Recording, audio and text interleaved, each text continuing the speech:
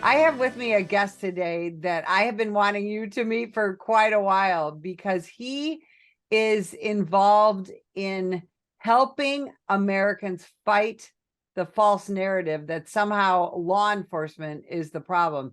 And his organization does it in an incredibly real and participatory way. So I want you to learn about what they are doing. So you're the president of the Law Enforcement Legal Defense Fund. Tell everybody what that is and what you do to help American law enforcement officers. So the Law Enforcement Legal Defense Fund is a 501c3 nonprofit organization. We've been around for almost 30 years, believe it or not. And we're founded by, icons of the Reagan administration. Ed Meese, former Reagan Attorney General, was instrumental in getting us started, and a couple of folks that were working in the Reagan Justice Department. And for just about the last 30 years have been law enforcement advocates. In the very beginning, really the idea was just to be able to try to raise some money to support law enforcement officers who had been wrongfully charged with crimes related to their work. And in most of those cases are use of force cases. And we have done that very successfully for the last 30 years. In fact, are now currently supporting 9 law enforcement officers across 8 cases. And the cases are all a little bit different, but most of those cases are criminal cases against police officers and their typically use of force cases, and most of our cases are.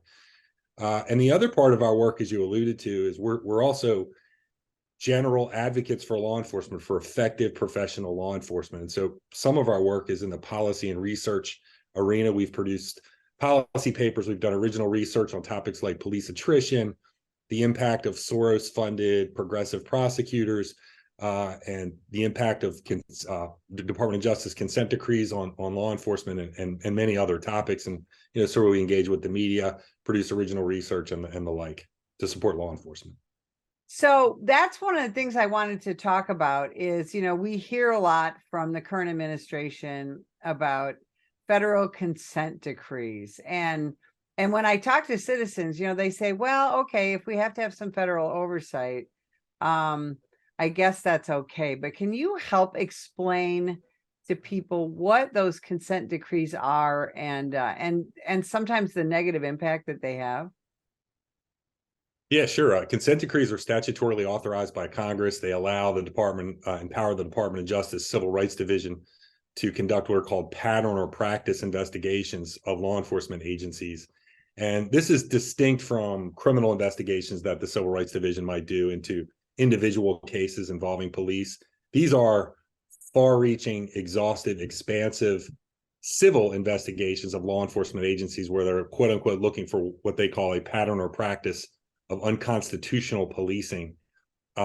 They sound innocent enough. I mean, I think to the general public, it sounds like, well, that's a good thing. We of course we want our law enforcement agencies to conduct themselves in a constitutional way. And I think, we can all agree with that general principle that yes, law enforcement should conduct themselves in a constitutional way. That all sounds great. The problem is that the Department of Justice has what seems to be a virtually unlimited budget for doing this. And once they come into a law enforcement agency, they look at every single thing, and it starts to grind the work of the agency to a halt. And I'm not speaking about this in some theoretical sense. In reality, if we look at the cities where there are currently consent decrees, including New Orleans and Baltimore, as 2 examples of agencies I'm very familiar with, but then they propose additional consent decrees in new cities like Minneapolis and Phoenix and others. The resulting consent decrees are so broad, so expansive, so in-depth that they tend to make law enforcement officers turn away from law enforcement because it might turn conducting a traffic stop into a 45-minute paperwork exercise for the Department of Justice monitors and Department of Justice Civil Rights Division to review. And you don't have to believe what I'm saying. Just look at the objective data on cities involving consent decrees, how long they stay in, how expensive they are, and what the impact is. And you can look at the impact in a couple of different ways. One is crime. What's the impact on crime? Look at what the crime rate was before the consent decree and look at what it is afterwards. Look at morale, look at police attrition. There's so many different measures you can look at. and the impact has not been positive. You're absolutely right. Very often a consent decree is a death knell for that agency, because very often police officers leave, and really the only positive impact they have is the consultants involved in them tend to get very wealthy, and they're the ones who control whether their contract continues or not, and they don't make the public any safer. And I think that is the biggest takeaway from these situations. Again, law enforcement, of course, we need oversight. And I think American law enforcement does a pretty good job of policing ourselves. But when the federal government steps into local law enforcement, it can be very problematic, can't it? Well, it can. And I mean, I'm just telling you, as someone who actually sat at the table and negotiated one of these consent decrees in Baltimore, that the attorneys from the Department of Justice Civil Rights Division, they're nice people. I got along with them fine. It's just their philosophy on the types of the approaches that law enforcement should take to effectively combat crime and promote public safety were, in my view, completely wrongheaded and destructive. In fact, they were antithetical to any form of what we would call proactive policing. In other words, going out and looking for people who are committing crimes and stopping them. They wanted to include all kinds of provisions in the consent decree that would disincentivize that would actually make police officers not want to do that, and in some cases even prohibit or severely restrict the ability of officers to make arrests for certain things like gambling, trespassing, disorderly conduct, resisting arrest as a criminal charge. And so it's clear that the agenda is to move policing away from policing, and the results have not been good. Even if you don't even have to look at the policing perspective of it. You can look at the police accountability activists in response to, in cities where there have been consent decrees, they're never satisfied with the outcomes from the consent decree. So they're not even seeing the types of improvements that they wanted to see in policing. At the same time, crime increases universally. Expenses are through the roof for the city. So I guess the moral of the story here is, what, if any, positive impact is there in cities where there have been consent decrees in the past? And is there a better way? I mean, if we can agree that there are instances in which there are police departments that are troubled, I think that's true. I think there are cases where institutionally there are police departments that need help. And is there a better way for us to get help to more quickly turn those agencies around, to improve morale, to improve their ability to fight crime, and very importantly, to improve the credibility that they have to the community that they serve, which is important. And I don't think consent decrees are in any way the best vehicle for that. I think they've proven themselves to be very ineffective. And I think there is a better way. And that's really the conversation we're trying to instigate is, okay, we can all agree on certain basic facts, but I think we have to really look at what we're doing now. Is it working? It's not working. It's counterproductive. Is there a better way? And I think the answer to that is yes. Another thing that we're hearing from the anti-police activists is take away qualified immunity, and that will make cops, quote unquote, behave. Talk about qualified immunity, because I don't think most people really understand what that is. So qualified immunity is just it's got a complicated history, and there are those who argue that it was created out of whole cloth by the Supreme Court in a series of Supreme Court cases. You hear about it most often now when there are very strong activist voices, anti-police, anti-law enforcement activist voices that want to do away entirely with qualified immunity as it applies to police officers. Not necessarily as it applies to other government workers, which is a hypocrisy in itself, I think. But they're targeting law enforcement officers, which, by the way, law enforcement officers are by far the most likely people to have to deal with the lawsuits that potentially offer some protection to them, for which qualified immunity officers some protection.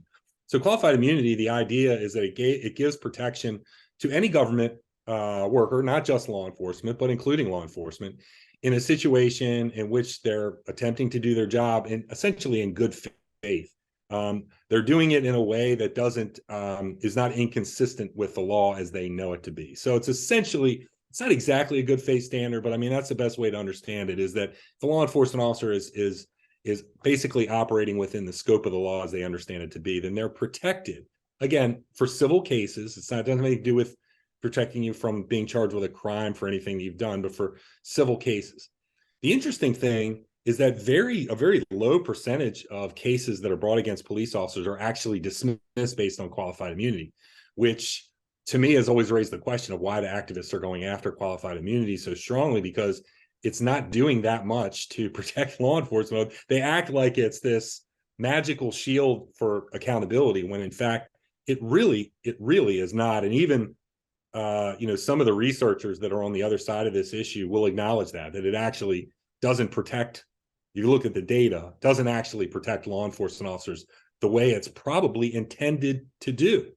But it does in cases in which the officer, again, has acted in good faith, tried to do the right thing, and tried to apply the law the way they understand it to be.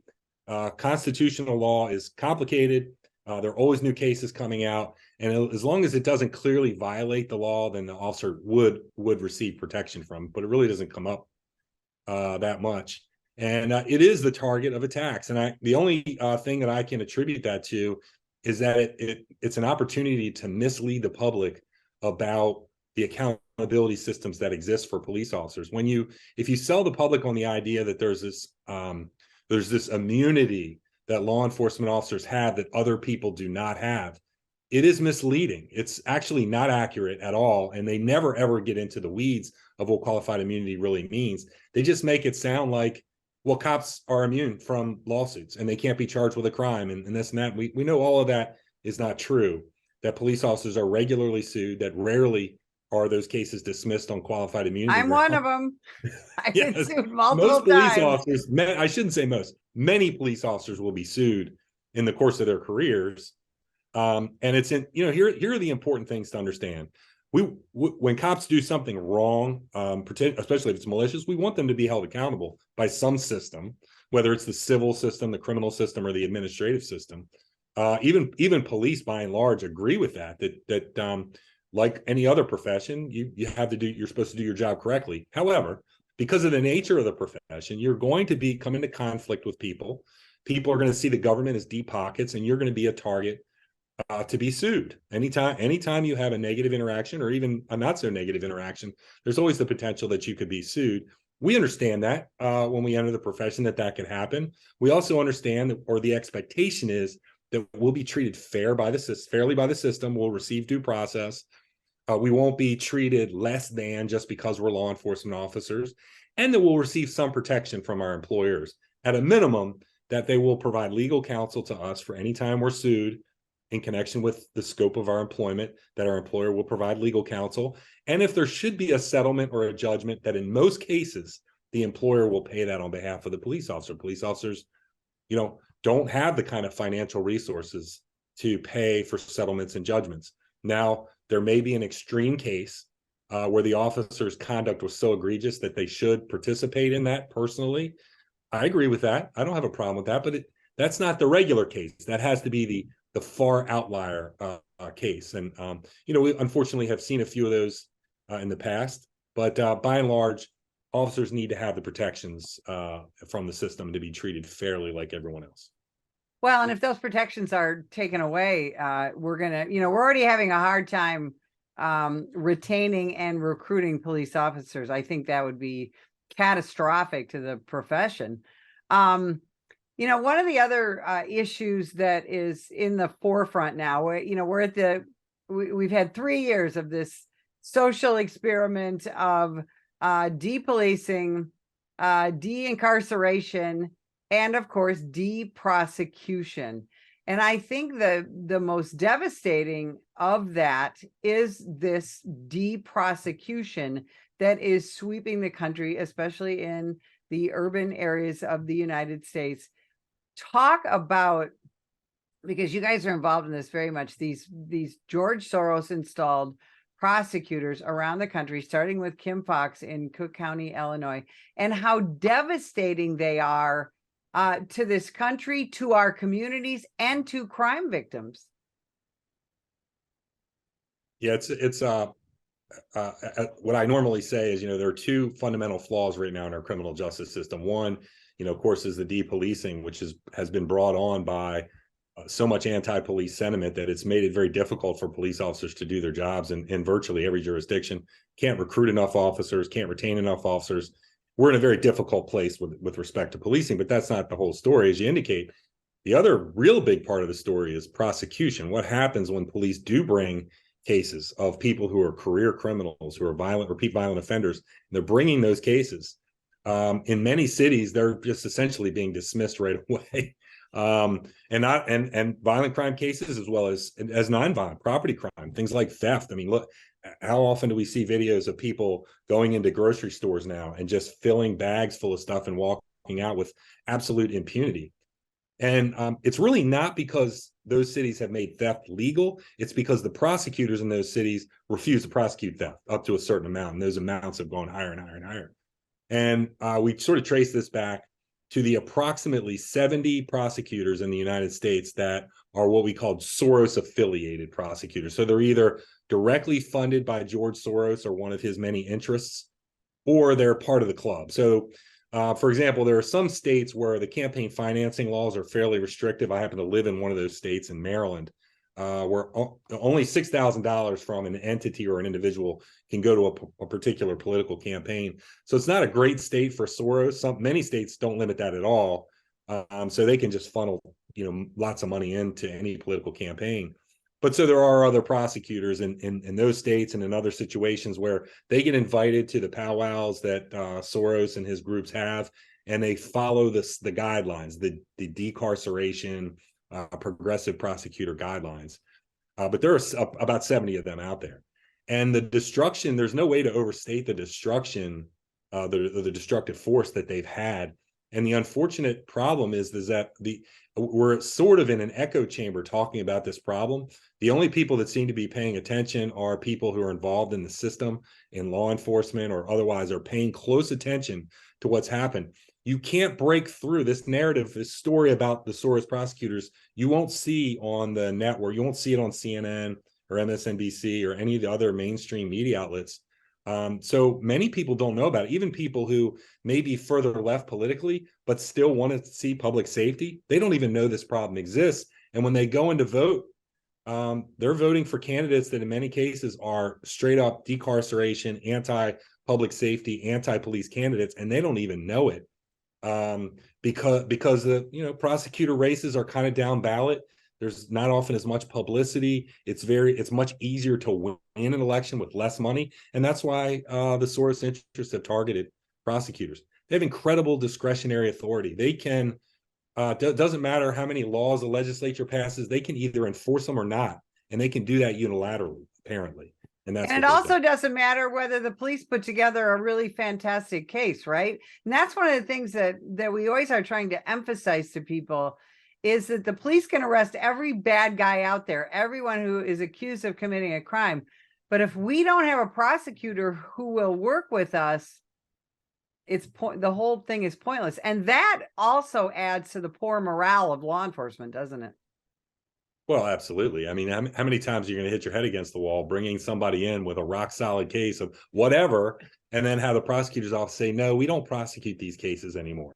And that's happening. I mean, that's real world stuff. And your viewers and listeners who are in law enforcement or recently retired or close to law enforcement are hearing those stories. There's no question about it. And that, if you really had to rate it, I mean, I think that is like the number one challenge that we're facing as a community of people interested in protecting public safety is this prosecutor issue. And it just doesn't, no matter what we do to try to bring more attention to it, it doesn't seem to be breaking through in the mainstream. Again, people who work in the system are aware of this, they understand it, and they're speaking out against it, but it's just, it will only go so far, unfortunately. Jason, what is the end game, do you believe, for these activists and elected officials that want to destroy American law enforcement as it is and really destroy our criminal justice system? I get that question a lot, and unfortunately, I have yet to come up with a great answer. I try very hard to avoid becoming a member of the Tinfoil Hat Society and come up with, these very elaborate conspiracy theories. I'm not a conspiratorial guy by nature. I'm asking you because I need an answer myself. Well, I say all that prelude to say, really, I mean, I didn't think there was any coordinated. When I first started looking at this issue, I was like, well, this is just one guy's view of the world or whatever. But it's hard not to look at this and to not conjure an image of a coordinated process to try to, I don't know, lead toward Marxism or something. I don't know, but it is troubling. It is obvious what the impact is. It's not good. It's very bad. It has been very bad. It seems like it's going to be very bad in the future. You've got the biggest, probably the biggest bully pulpit in our country is the presidency, right? So if we had a president who was speaking out in a way, pointing out how problematic this was, there would be some, I would be encouraged. But we don't have that. We've got the opposite. We got our president, unfortunately, current president, is speaking in a very supportive ways about these policies and giving them credibility. And they seem to be gaining more momentum than anything. And so the end game, I don't really know, but I don't think it's an end game that any of us are prepared to accept. And I think we really need to use our voices to bring greater attention to this problem. It's a serious problem. There is a risk of it upending our democracy as we know it. Yeah, that is very well said. Where can people find out more about you and your organization? Yeah, so our website is policedefense.org. Policedefense.org. We got lots of information. Our research projects, the cases that we support. We're also on Twitter and Facebook and Instagram and all the normal spots that you can find us. Police Defense is our standard handle on those platforms. I tell you what, thank you for all that you do for American law enforcement, and thanks for spending time with us today. And if you'd like more information about us, visit us at nationalpolice.org. Sam, put the gun down! Put the gun down! Last year, law enforcement officers were involved in hundreds of thousands of use of force incidents. A use of force incident is when an officer must use nonverbal tactics to gain control of a dangerous situation. Put the knife on the ground. In many cases, officers have no choice but to use force when a suspect doesn't comply with a lawful order. Use of force is always ugly. No one likes it, especially police officers. Together, we can help de-escalate these dangerous encounters. Help police officers by complying with their lawful orders. Don't attack, attempt to disarm, or flee from an officer. Use of force is an officer's last option. Most incidents can be avoided by not resisting arrest. If you feel you've been wrongfully detained by a police officer, then seek a legal solution after the encounter has been resolved. Let's keep everyone safe. Comply now and complain later.